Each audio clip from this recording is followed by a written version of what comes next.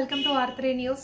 నా భార్య ఆమె తరపున బంధువుల నుండి నాకు కుటుంబ సభ్యులకు ప్రాణహాని పొంది ఉందని, ప్రాణాలు అరచేతిలో పెట్టుకుని క్షణం ఒక యుగంలా గడుపుతున్నానంటూ అబ్దుల్లా పోర్మెట్ మండలం తట్టి అన్నారం గ్రామానికి చెందిన తరిగొప్పల అమరేందర్ ఆవేదన వ్యక్తం చేశారు. శనివారం ఆయన నివాసంలో తన తండ్రి మహేందర్, తల్లి లక్ష్మిలతో కలిసి విలేకరుల సమావేశం ఏర్పాటు చేసి వివరాలను తెలియజేస్తూ, తన తండ్రి మహేందర్ స్పెషల్ మెజిస్ట్రేట్గా చేసి పదవీ విరమణ పొందారని, తాను న్యాయవాదిగా ప్రస్తుతం విధులు నిర్వహిస్తున్నానని, జనగానికి చెందిన పల్లవితో 2017లో వివాహం అయిందని, ఆ తర్వాత 2 ఆడపిల్లలు జన్మించిన అనంతరం తన భార్య గర్భం దాల్చడంతో హైదరాబాద్లోని ఆసుపత్రిలో పరీక్షలు చేయించగా గర్భంలో సమస్య వలన బిడ్డతో పాటు తల్లికి కూడా ప్రాణహాని ఉందని డాక్టర్లు తెలియచేయడంతో లక్షల రూపాయలు పెట్టిన భార్యను కాపాడుకోవడానికి చికిత్స చేయడం జరిగిందని వాపోయారు. తన భార్య చేతికి తగిలిన గాయాన్ని తామే దాడి చేసి కొట్టినట్లుగా చిత్రీకరించి మీడియాలో తప్పుడు ఆరోపణలు చేశారన్నారు.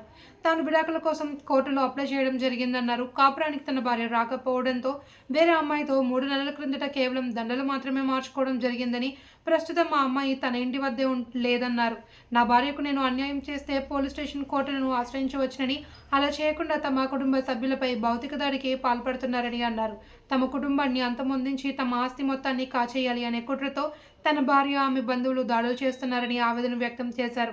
మీడియాలో తమ కుటుంబంపై తప్పుడు ఆరోపణలు చేస్తే ప్రజలు నమ్మరని అన్నారు. మా కొడుకుకు పెళ్లి చేసిన మా కొడుకు పేరు అమరేందర్, మా కోడలి పేరు పల్లవి. వీళ్ళిద్దరికి 2017లో పెళ్ళయింది. పెళ్ళి అయితే ఆమె కుటుంబంలో వాళ్ళ ఫ్యామిలీ మెంబర్స్, వాళ్ళ మేనమామ కొడుకుతో అక్రమ సంబంధం పెట్టుకొని మమ్మల్ని అప్పటి నుంచి మ్యాన్ హ్యాండిల్ చేసుకుంటా మాకు ఎన్నో బాధలు పెట్టింది. ఈ మధ్యకాలంలో మా మీద ఫేస్ చేసింది. నాకు 4 అబార్షన్ చేసినామని చెప్పి పత్రిక ముఖమున తెలియజేసింది. దానికి మా దగ్గర ఉన్న ఆధారాలు, ఆమెకు పారెప్టిక్ అంటే ఆమెకు గర్భస్థానం అనేది యూట్యూబ్లో స్కారెప్టిక్ వచ్చిందని చెప్పి దాని మీద 4 లక్షల రూపాయలు ఖర్చు పెట్టి ఆమె మంచిగా ఉండాలని, నాకు మా కోడలు మంచిగా ఉండాలని, అందరు బాగుండాలి, పిల్లలు బాగుండాలని చెప్పి మేము 4 లక్షలు పెట్టి మంచి ఆపరేషన్ చేయించి ఆమె లైఫ్కు మంచి చూడాలని చూసినాము. అంతేకాకుండా మళ్ళీ నెక్స్ట్ టైం వచ్చినా కానీ రాజశేఖర్ రెడ్డి దాంట్లో కూడా చేయించినాము. మళ్ళీ రెండోసారి వచ్చితే కూడా మళ్ళీ 4 లక్షల రూపాయలు పెట్టి మళ్ళీ చేయించడము. ఈ విధంగా 2 సార్లు చేస్తే 2 సార్లు ఆమె ఆరోగ్యం కోసము, ఆమె మంచిగా ఉండాలని, ఆమె భవిష్యత్తు బాగుండాలని మేము చేసినాము. ఆ ఉద్దేశాన్ని పక్కదావ పట్టించి పేపర్ ద్వారా, పత్రికల ద్వారా దీన్ని కావాలని ఆమె అబార్షన్ చేయించని మమ్మల్ని బదనాం చేస్తుంది. అంతేకాకుండా మొన్న సిద్దిపేటకి వెళ్ళినాము. సిద్దిపేటకి వెళ్తే సిద్దిపేటలో విపరీతంగా కొట్టి నా కన్ను పోయింది, నా కన్ను పోయే పరిస్థితి తెచ్చిరు, నా కొడుకు తల పలిగింది, నా భార్యకు కొడితే దెబ్బలు, నేను ప్రాణాపాయ స్థితిలో స్పృహ కోల్పోతే హాస్పిటల్కు గాంధీ అక్కడ మన సిద్దిపేట హాస్పిటల్కు తీసుకెళ్ళారు. ఆ విధంగా ఇప్పటికి 3 సార్లు అటాక్ అయింది. ఒకసారి నాగోల్లో జైపూర్ కాలనీలో ఒకసారి అయింది, సిద్దిపేటలో ఒకసారి అయింది, ఎల్బినాల్లో ఒకసారి అయింది. ఈ విధంగా అటాక్ చేయడము, ప్రతిసారి అటాక్ చేసి మమ్మల్ని ఎప్పుడైనా కానీ ప్రాణం తీస్తా, మీరు ముగ్గురే ఉన్నారు, గ్యాస్ను పోసి పెట్రోల్ పోసి తలగబెడతా అని చెప్పడము. ఆమె మమ్మల్ని అనేకమైన ఇబ్బందులు పెట్టుకుంటూ ఇప్పటికీ 3 సార్లు ఎఫ్ఐఆర్ అయినాయి. ఒకటి నాగోల్ పోలీస్ స్టేషన్లో ఎఫ్ఐఆర్ అయింది, రెండవది సిద్దిపేటలో ఎఫ్ఐఆర్ అయింది, మూడవది ఎల్బీ నగర్లో ఎఫ్ఐఆర్ అయింది. అంతేకాకుండా ఆమెకు జనగాంలో ఆమెకు వేరే ఆమె వాళ్ళ అమ్మ క్వార్టర్స్ అది బెల్ట్ షాప్ ఉంది. బెల్ట్ షాపులో గొడవలు అయితే ఆ గొడవలకు కారణంగా వేరే వాళ్ళు తన శామర్పేట విలేజ్లో కొడితే చెయ్యిరిగింది.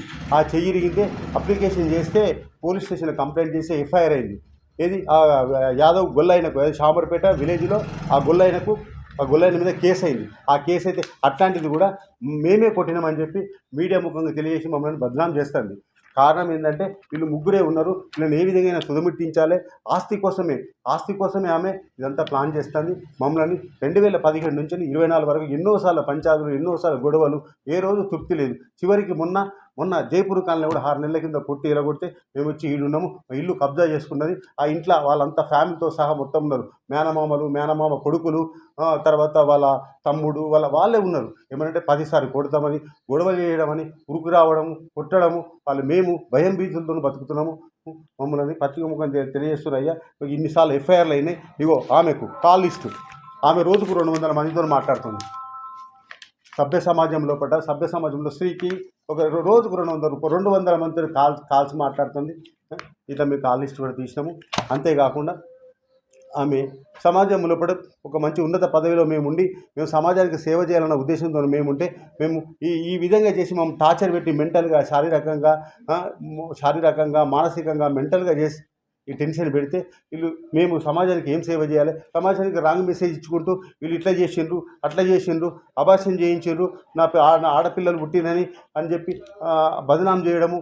ఇవన్నిటి కారణం ఏంటంటే కేవలం ఆస్తి కోసమే, కేవలం ఆమె సుఖాల కోసమే, కేవలం ఆమె అక్రమ సంబంధాలు ఉన్నాయి కాబట్టి వాటిని నెరవేర్చుకోవడానికి మమ్మల్ని తుదిముచ్చించడానికి ఆస్తి కోసమే పన్నాగం చేసి మా జీవితాలను గుగ్గిపాలు చేస్తుంది.